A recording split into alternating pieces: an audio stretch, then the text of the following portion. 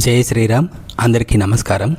ఈరోజు నేను మీకు శ్రీ గురు దత్తాత్రేయ క్షేత్రము చూపిస్తాను. ఇది కరీంనగర్ డిస్టిక్లో కుదురుపాక్ అనే స్టేజ్లో వరదవెల్లి విలేజ్లో ఉంటుంది ఈ గురు దత్తాత్రేయ క్షేత్రము. ఈ గురు దత్తాత్రేయ క్షేత్రమునే రాహురూప సర్పరూప శయన శ్రీ గురుదత్త క్షేత్రం అంటారండి. ఇది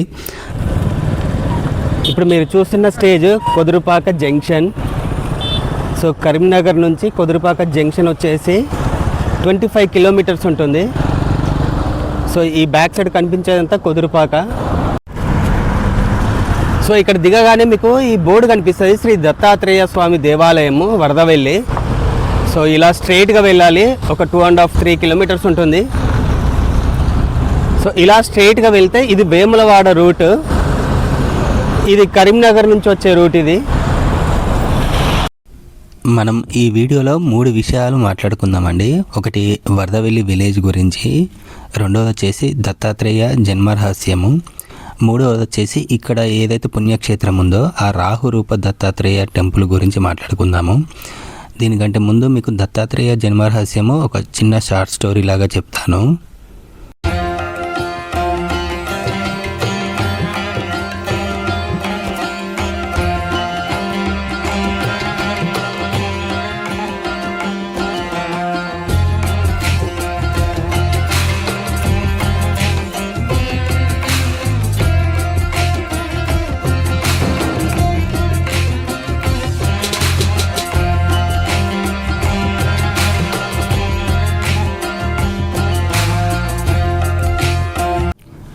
కనిపిస్తున్న ఐలాండే దత్తాత్రేయ క్షేత్రము. ఈ చుట్టూ ఉన్న వాటర్ అన్నీ మానేర్ డ్యామ్ బ్యాక్ వాటర్ అండి. దానివల్ల ఈ విలేజ్ మొత్తం కంప్లీట్గా ముంపు గురైపోయింది.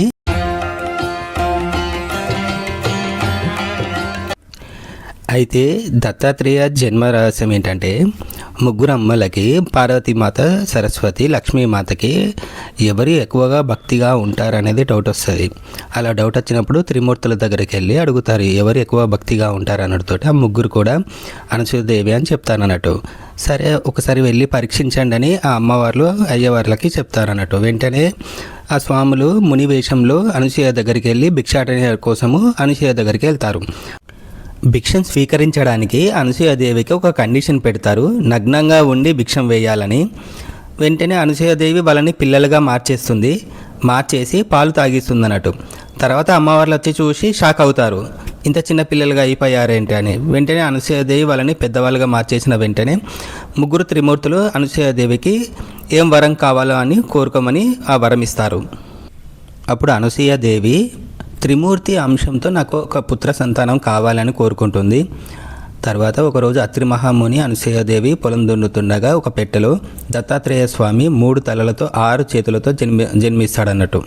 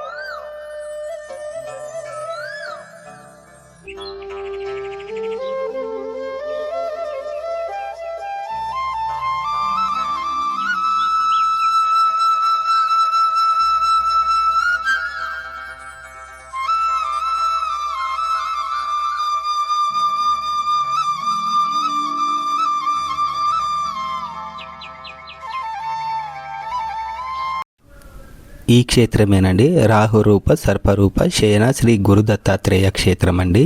అంటే ప్రపంచంలో ఎక్కడా లేని క్షేత్రం అండి. ఎక్కడైనా స్వామివారు నిల్చొని ఉంటారు, కానీ ఇక్కడ శయన రూపంలో సర్ప రూపంలో, రాహు రూపంలో 3 రూపాలలో ఉంటారండి ఇక్కడ. అందుకే చాలా మంచి పుణ్యక్షేత్రం అండి. ఎవరైనా సరే ఇక్కడికి వచ్చి దర్శనం చేసుకోండి. చాలా మంచి పుణ్యక్షేత్రము. ఈ క్షేత్రానికి ఎందుకు రావాలని చెప్తున్నానంటే, ఇక్కడికి రావడం వల్ల కలిగే ప్రయోజనాలు ఏంటంటే, పుత్ర సంతానం కోసం ఎవరైతే ట్రై చేస్తున్నారో వాళ్ళ కోసం, అంటే ఎప్పుడు అబార్షన్లు అవుతుంటాయి కదండి, వాళ్ళ కోసం కానీ, కోర్టు కేసులు ఎక్కువగా ఉన్న వాళ్ళకి కానీ, తర్వాత ఎవరికైతే నిందారోపణలు ఉంటాయో వాళ్ళ కోసం కానీ, హెల్త్ పరంగా కానీ, ఎవరికైనా నెగిటివ్ ఎనర్జీ అలాంటివి ఉన్నా కూడా కానీ ఈ క్షేత్రాన్ని దర్శించండి. చాలా మంచి జరుగుతుంది. ఎందుకంటే శయన రూపంలో ఉన్న దత్తాత్రేయ స్వామి ప్రపంచంలో ఎక్కడా ఉండరు. గురు దత్తాత్రేయ క్షేత్రం గురించి నాకు తెలిసిన కొంచెం ఇన్ఫర్మేషన్ నేను చెప్తాను. ఒకప్పుడు 900 సంవత్సరాల క్రితము వెంకటాచార్యులనే ఒక వైష్ణవ భక్తుడు, అతను వైష్ణవ భక్తుడే కాదు, గురు దత్తాత్రేయకు ప్రియభక్తుడు కూడా. అతను దేశాటన చేస్తారు కదా, అలా చేసినప్పుడు వేములవాడ రాజన్న సన్నిధికి వెళ్ళి ఆ స్వామివారిని దర్శనం చేసుకున్నాక అక్కడి నుంచి ఈ వరదవల్లి అనే ఏరియాకు వస్తారు. అతను ఈ వరదవల్లి గ్రామానికి వచ్చి, ఒకప్పుడు ఇది ఒక కొండ, ఒకప్పుడు ఇది వచ్చేసి ఒక ఊరండి. తర్వాత ఈ ఎల్ఎండి బ్యాక్ వాటర్ వల్ల చుట్టూ నీళ్ళ ఫామ్ అయిపోయింది. అండ్ శ్రీరామ్ సాగర్ వాటర్ వల్ల కూడా ఈ ఊరు అనేది కంప్లీట్గా నీళ్ళతోటి నిండిపోయింది. దానివల్ల ఇప్పుడు ఇది దీవిలాగా మారింది. దత్తాత్రేయ క్షేత్రం దీవిలాగా మారింది. ఈ టెంపుల్ పేరు వచ్చేసి రాహురూప సర్పరూప శ్రీ గురు దత్తాత్రేయ క్షేత్రం అండి ఇది. అయితే ఆ 900 సంవత్సరాల క్రితము వెంకటాచార్యులు, శ్రీ వెంకటాచార్యులు, అతని పేరు ఇంకొక పేరు వచ్చేసి వెంకవాదూత. అతను ఈ వరదవెల్లికి వచ్చి అతను స్వామివారి కోసం, వెంకటేశ్వర స్వామివారి కోసము తపస్సు చేస్తారు. అలా 12 సంవత్సరాలు తపస్సు చేసిన తర్వాత ఆ వెంకటేశ్వర స్వామి దత్తా వెంకటేశ్వర స్వామిగా ఆ వెంకటాచార్యుల వారికి కనిపిస్తారన్నట్టు. కనిపించిన తర్వాత అతను గురు దత్తాత్రేయ కూడా భక్తుడు కాబట్టి ఆ దత్తాత్రేయ స్వామి కోసము 28 సంవత్సరాలు తపస్సు చేస్తాడు. అలా దత్తాత్రేయ స్వామి కోసం కూడా 28 సంవత్సరాలు తపస్సు చేసిన తర్వాత అప్పుడు గురు దత్తాత్రేయ ఒక సూర్యోదయం నాడు ఆ వెంకటాచార్యులకి కరుణిస్తారన్నట్టు. కరుణించి ఏం కావాలో కోరుకోమంటారు. దానికంటే ముందే ఆ గురు దత్తాత్రేయ స్వామి వారు ముందే చెప్తారు, నేను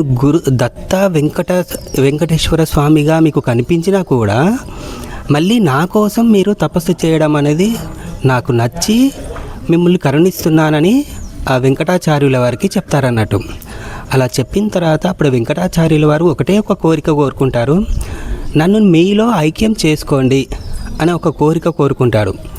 అప్పుడు ఆ గురుదత్త స్వామి ఏం చెప్తారంటే, అలా ఇప్పుడు కుదరదు, ఇప్పుడు మీరు కరెక్ట్గా సూర్యోదయం అయిన తర్వాత రాహు సమయంలో మీరు ఇప్పుడు స్టార్ట్ అవుతున్నారు, అంటే ఇప్పుడు మీ జాతకంలో రాహు అనేది స్టార్ట్ అవుతుంది కాబట్టి ఇప్పుడు మిమ్మల్ని నాలో ఐక్యం చేసుకోవడం కుదరదని చెప్పేశారు అన్నట్టు. అలా చెప్పేసిన తర్వాత అప్పుడు వెంకటాచార్యుల వారు చాలా బాధపడి, లేదండి నాకు ఖచ్చితంగా మీలో ఐక్యం చేసుకోవాలని చెప్పినప్పుడు అప్పుడు గురుదత్త స్వామి ఏం చెప్తారంటే రాహుని పిలిపిస్తారన్నట్టు.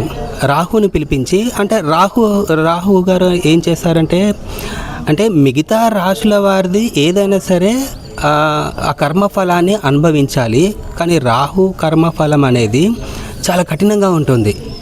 సో దానివల్ల ఆ రాహుని గురుదత్త స్వామి పిలిపిస్తారు.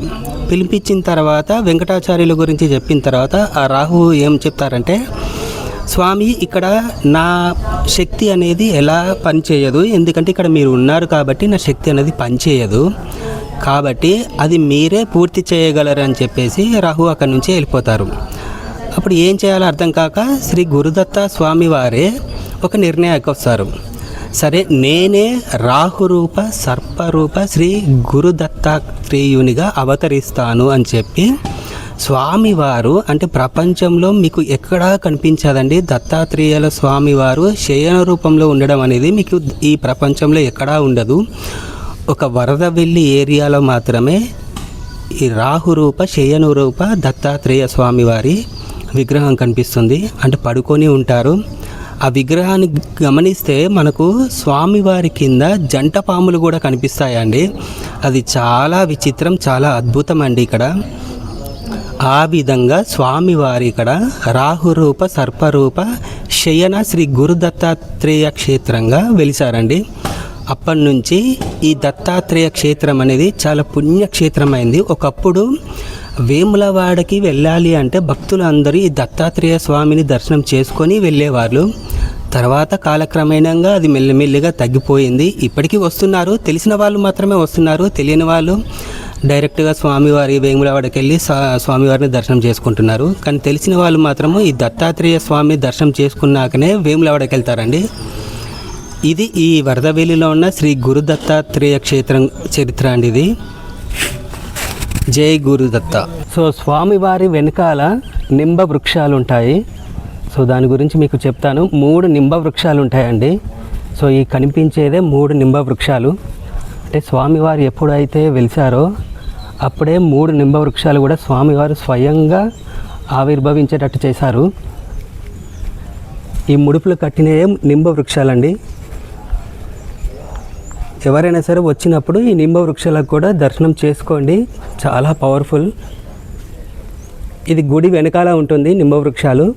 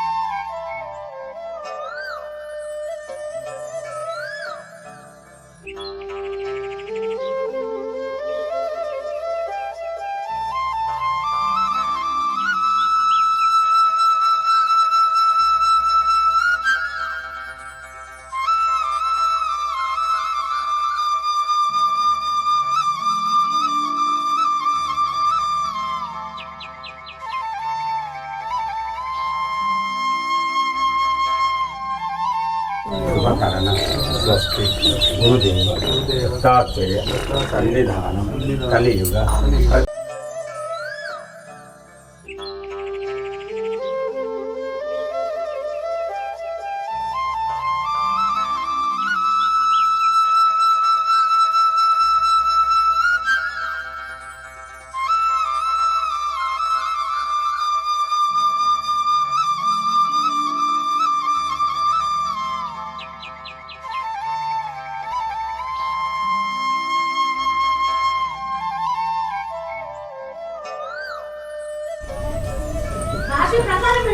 మాది వరదవెల్లి, బోయినపల్లి మండలం, వరదవెల్లి, రాజన్న సిరిసిల్ల.